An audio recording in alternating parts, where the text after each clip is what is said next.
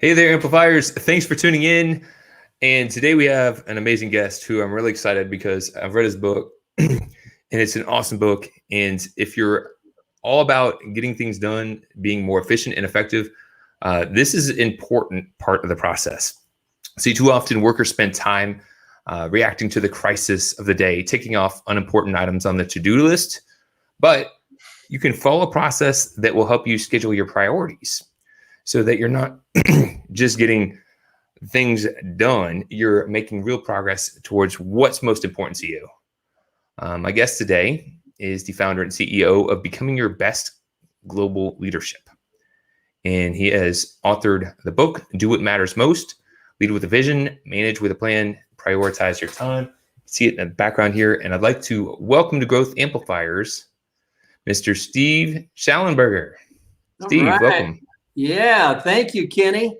And it is a delight to be with Kenny Harper, the legend, and he is blessing so many people. So it's an honor and a privilege to be with you. Congratulations on what you're doing and the what you're providing to your listeners, because it's so valuable and so needed. So great going, Kenny. It's terrific to be with you today. It's a terrific thing to have you here as well. So I'm really glad you're here. I know you're one of the cool things that I was just mentioning before we went on air is that you actually have the wonderful blessing and opportunity to collaborate with your son on these projects. And you've really had a great career helping coach hundreds of companies around the world. Could you just give us just a little bit of background of kind of how you got to where you're at today? Okay, great question, Kenny. And somehow, I'm not sure how it happened, but I imagine it's probably because of having mentors in my life. And early on at a young age, 16, I had a great mentor, Dave Conger, in the San Francisco Bay Area that really got me thinking about business, saying, I want to be a businessman. And my grandpa introduced him to me as I said, at a young age.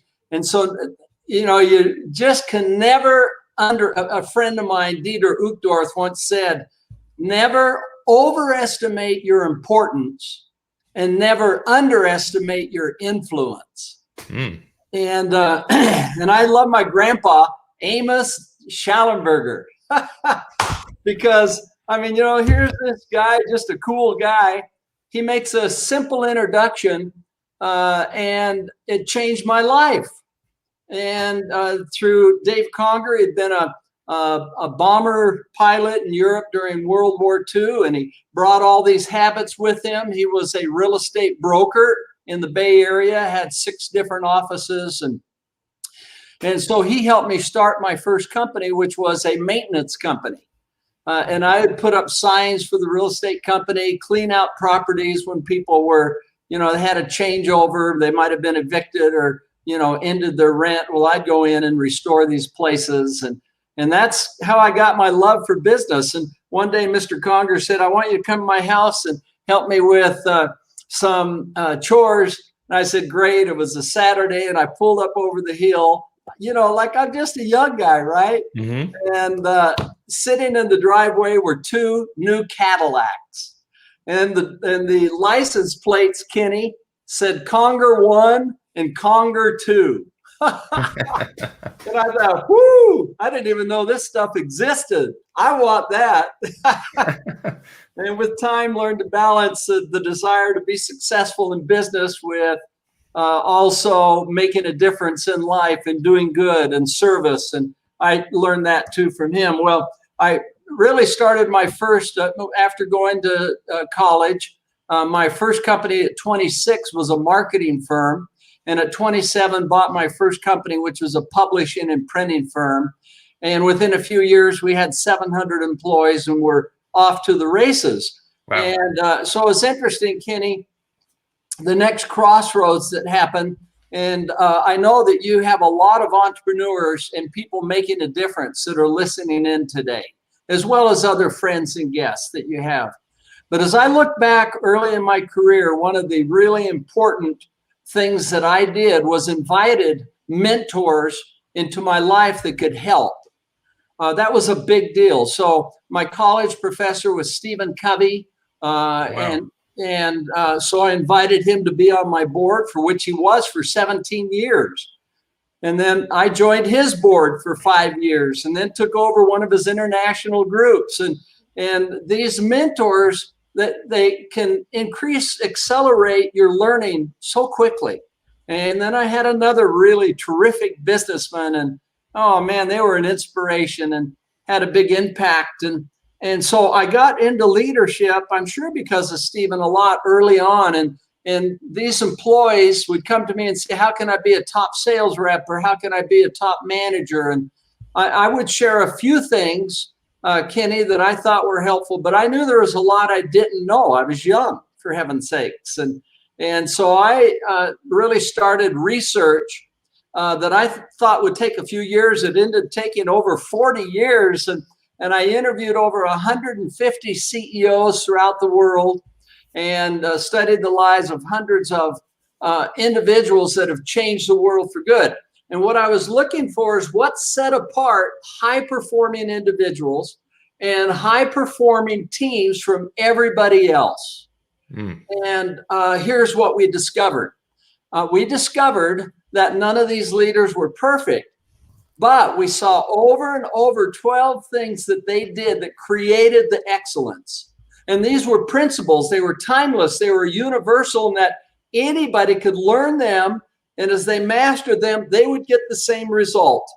And so that's really how we got started. And we were blessed, my wife and I, with 5 boys, and finally had a girl. So yeah, 5 boys in a row. and then finally had the girl. Wow, that's beautiful. Yeah, Queen Anne.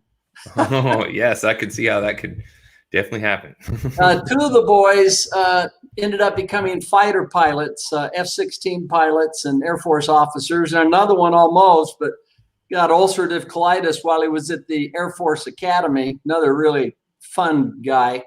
And so when the oldest, Rob, was getting ready to get out of the Air Force, we decided this was the time to really launch our leadership company. And that's how we got going. And so Kenny, what we found is that we took these 12 things and put them into our first book, Becoming Your Best, the 12 Principles of Highly Successful Leaders.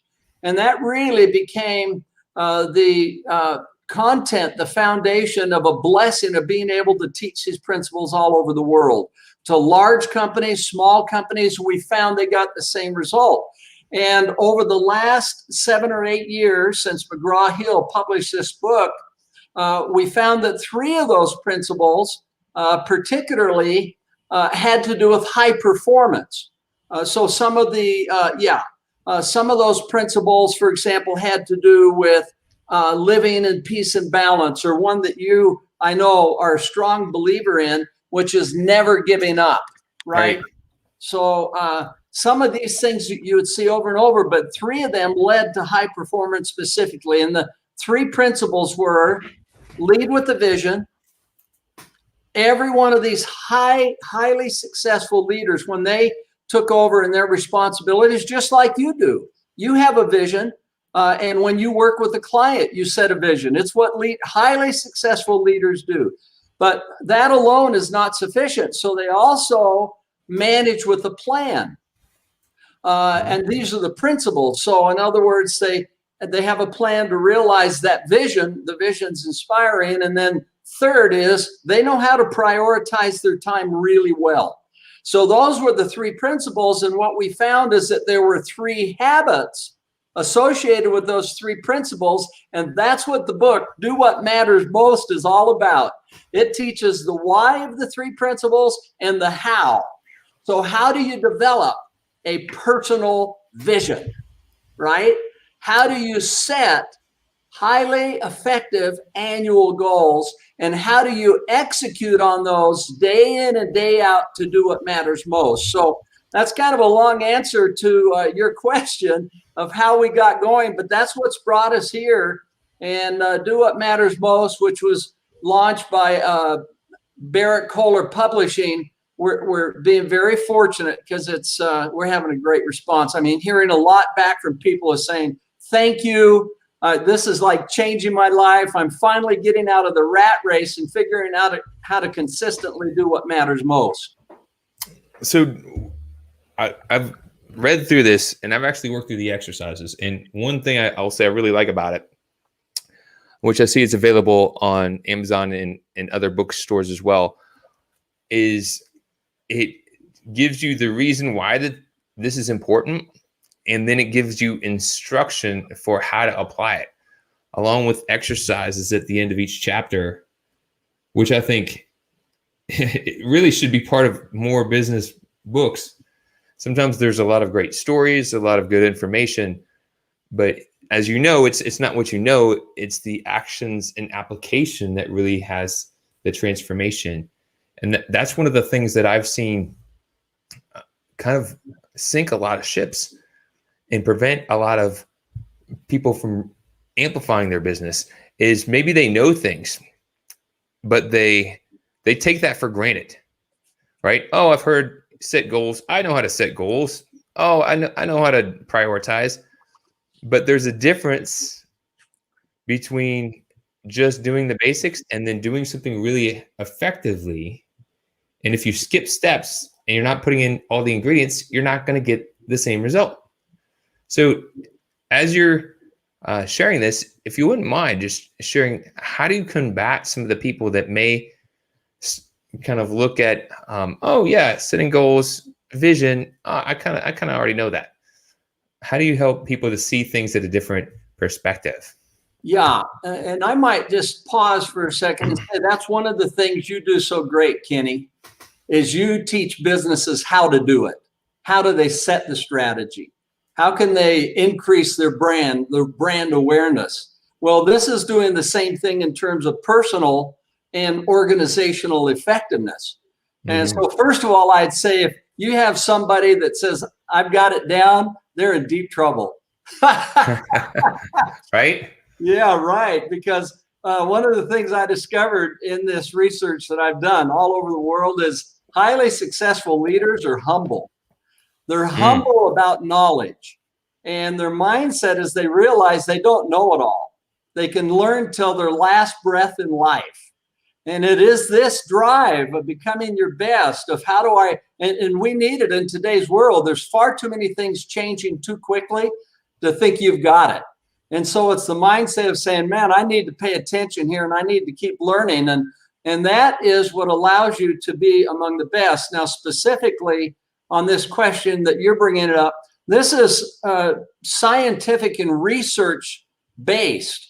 And so what we've done, not only the research, Kenny, of what to do and how to do it effectively, but how many are doing it. So if I'm in a room with of CEOs, 100 CEOs, and I ask the question, how many of you have a written personal vision that you regularly review?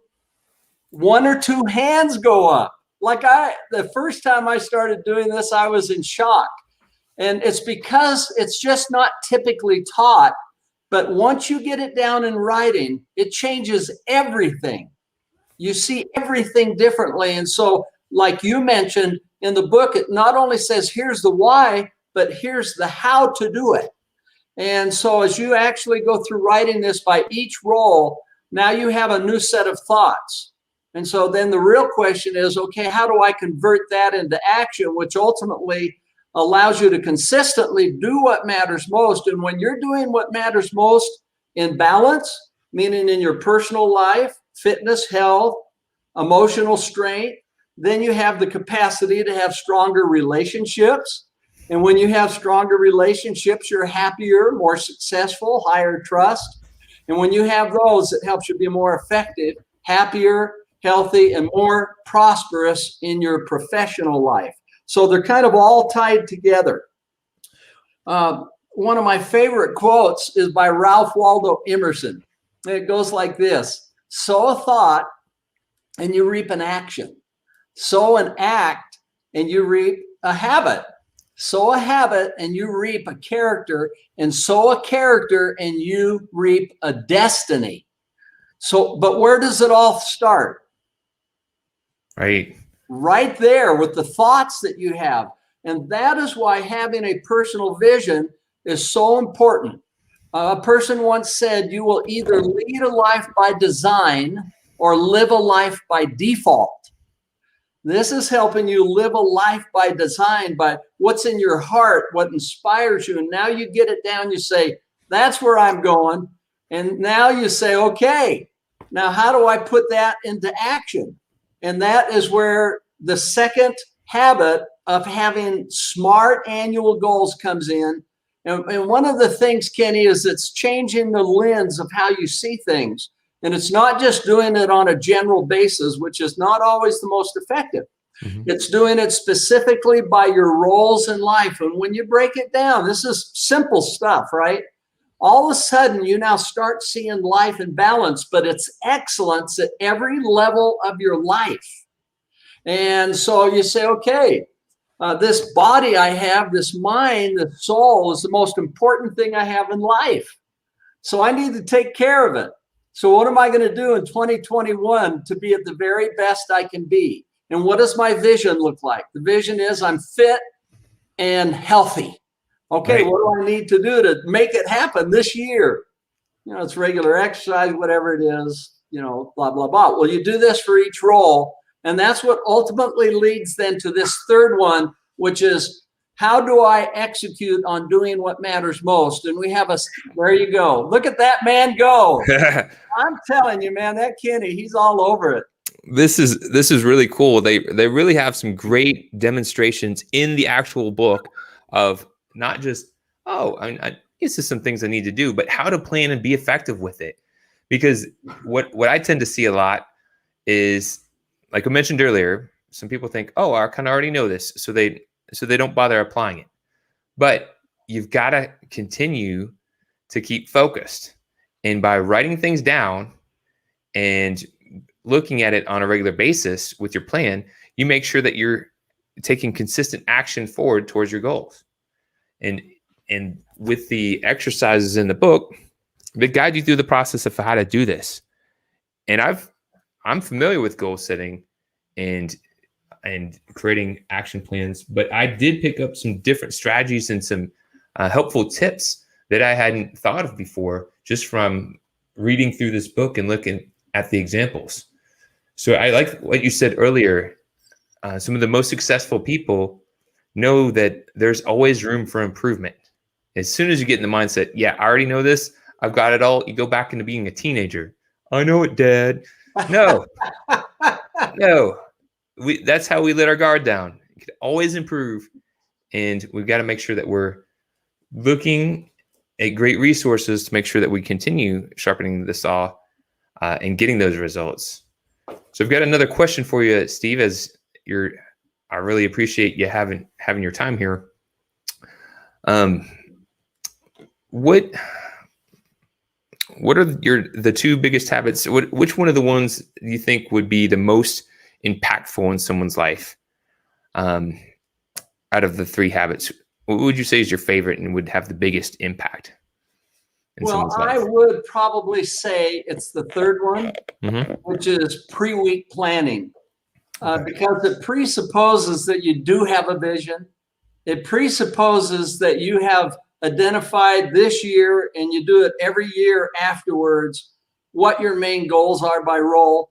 Because now you have a perspective each week, and Kenny is all over it. Like, he held that up, and way to go. It's a simple process, as you can see, but it's taken a few minutes during the weekend, say sometime from Friday around 4:00, but definitely before Monday. And just think about your new week coming up. It's a fresh week. Mm-hmm. And this sheet that Kenny held up is scientifically designed to help you focus, to create balance in your life, excellence, and to consistently do what matters most. And it's simple. Here's all you do. You write down your roles at the top of the sheet. There's a space to do it. And then you simply reflect. By that role, what's the very most important thing I should be doing this week to be great? It's in harmony with my vision that creates excellence. And because, for example, nobody else can do what Kenny is doing as as his podcast host. He's the man. Oh, thank you. Or as the CEO of his business. And so he's thinking, what are the things that matter most that I can really do this week, to move my business along, to move my personal life? And each of us have our own roles, and we recommend 5 to 7. And then you put in any calendar dates you have, and there's a place to put it in the calendar. And now you balance that week out. And people say, well, how long does that take? Well, it only takes 20 or 30 minutes. And if you think about 20 or 30 minutes in the scope of a whole week, it's 1% or less of your time. Yet this will have an impact on the other 99% in a huge way. Can I give one example, Kenny? Would that be okay? I would love that. I just wanted to add in the thought, as you give that example, that I had, that it was a little bit of a paradigm shift. So I don't know where exactly I heard it, but there was, you'll have more things on your to-do list than you can ever get done. So it's people just try to, like, I'll get to my important things once I get these priorities off these to-dos done, but it's a never-ending list. So you've got to put first things first, put on your mask so that you can help other people who need their air. Put those things first. So I wanted to just share that, and I'd love to hear this example of how this really applies right here. Okay, yeah, you're so spot on. I like Kenny, man. He's a fun guy. Be a fun guy to work together with. Well, I love this little comment. You're either going to schedule your priorities versus trying to prioritize your schedule. And there's a huge difference, because as Kenny points out, the to-do list is endless. And it can go from week in and week out, and it can drive your life. Not making key leadership decisions about what's most important. And so here's the example. A number of years ago, I was teaching a group of Pepsi executives. And this happened to be the 3rd largest distributor for Pepsi in the world. They had been in business for 123 years. And we are teaching exactly what we're talking about now, Kenny, which is pre-week planning. And we actually had the executives going through, put their roles down. Now, what matters most? This is the bullseye in the target, right? That's what you're going for. And if you can't see that bullseye, you're never going to hit it. And so it starts really making things crystal clear. And I noticed that this executive, under his role of father, put down, call my son. And so the next step is, when will you do it? And he had put in Wednesday night at 7. And I said, so why is that such a big deal? And he shared with me he had not talked with his son in 7 years. And I said, oh my goodness, what happened? He said, well, we were in an argument and we just haven't talked since. I said, well, that is something that matters most then. I said, I just recommend you put down his phone number right there at 7 p.m. on Wednesday. So now, before he's ever started the week, guess what? He's got his week sketched out by each role. And there's balance in it. You leave holes in your schedule because you know unplanned things will come up. And this is okay because you can move things around. Well, I was going to go back in 6 months and reteach this group, follow up with them, see how they were doing. I could not wait to go back and visit with this executive. And that's the first thing I did when I went back. I said, okay. I said, so how did it go? Did you call your son? He said, yes, I did. I said, so? He said, you're not going to believe it. He said, we could not even remember what the argument was about. Oh, man. I know. He said, this has changed my life because I talk with my son every week, multiple times during the week. He said, I'm a better executive. I'm happier. I feel more at peace. And he said, so it's changed me. He says, not only that, he said, I found out I had 2 grandchildren I didn't know about. And so here's my question, Kenny, and I think it's right to the point you just made before we got into this discussion and this example. And that is, why didn't this wonderful guy, this executive is a cool guy, by the way, why didn't he call his son in year 3 or year 5 And I've reflected upon that. And the answer is because we so often become a victim of the urgent and just going from one to-do list from one week to the next. And we never stop to think about what matters most. And the very moment that this wonderful fellow sat back and thought about his role as a father, he knew what he should do. Right. And although it didn't take very much time, it was what mattered most. And of course, it's these little things that can be so impactful in our life. And so this is a perfect example of scheduling your priorities, not prioritizing your schedule and just making that pretty. I love that. We got a comment then from Manny Torres. Love that statement. Schedule your priorities versus prioritizing your schedule. Good stuff. Thank you for sharing, Manny. We also had a question come in. This was due to our pre-promotions. But the question was from an accountant named Jan, and she is basically saying she doesn't have time to knock out all her to-do list anyway, let alone add in additional time for planning. How can she begin taking new steps to plan and prioritize when she doesn't have the time to do what she already is trying to get done? Okay, and what's her first name? Her name's Jan. Hey, Jan, way to go. That's a good question. And I graduated in accounting, so whoo-hoo! Yay! I have a fellow accountant here. Well, it's like the dog chasing the tail. You have to be a little careful here because it's not till you stop and sit back and watch it and you say, this is ridiculous. What I want to do is get to a whole new level. And so it means that you have to operate at a new level of thinking. And so we had a CEO write to us about 4 months ago. I wish you could see the email. That he has 6,000 employees. So there's a lot of employees. It's a lot. But I might add, this works whether you have one employee, you're managing yourself, or a large organization.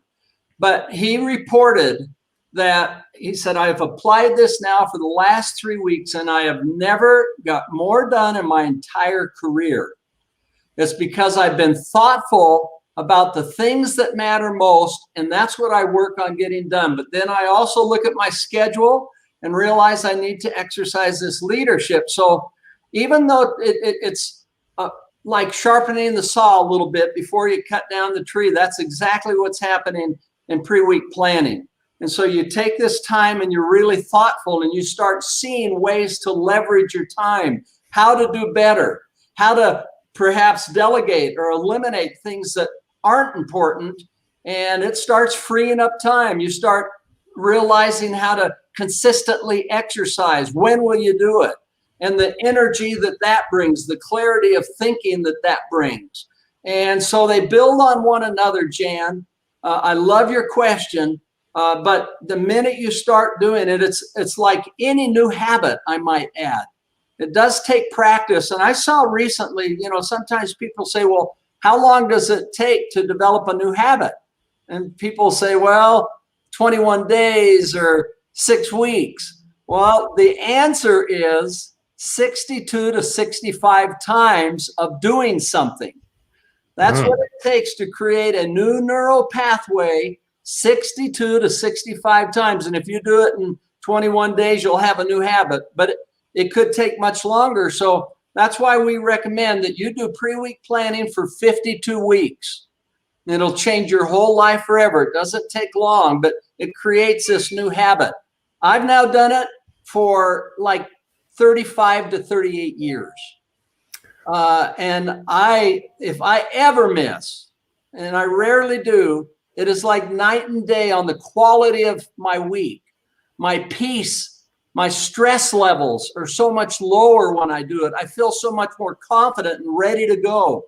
So this little investment is huge, and you will inspire and be an example and lead everybody else because you learn how to do it.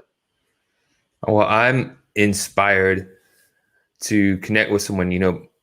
I have 2 sons, and they are around 7 to 10. My business partner also has 2 sons around the same age, and we're seeing, we don't want to force them to do anything that doesn't fit their personal vision.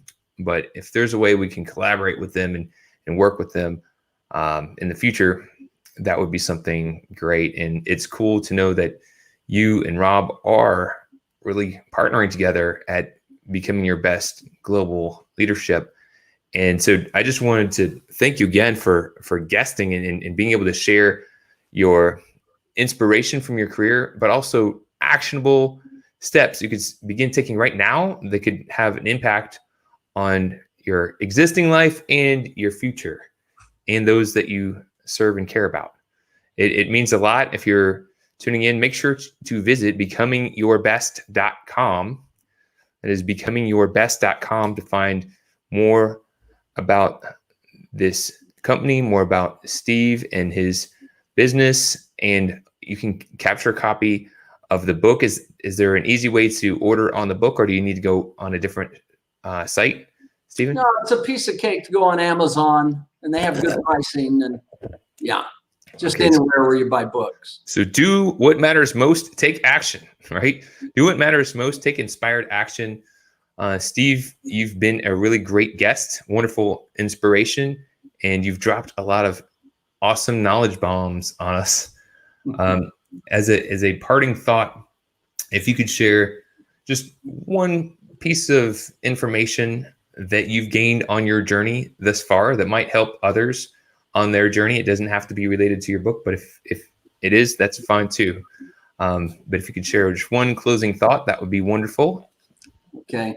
Well, thank you, Kenny. And once again, before we sign off, it's been a privilege to be with you and your listeners. I admire you. I know that your listeners are here because they're trying to become their best. They're learning and they're anxious to do better. So great going. Compliments to you and Kenny for having this resource of growth amplifiers there. It's awesome.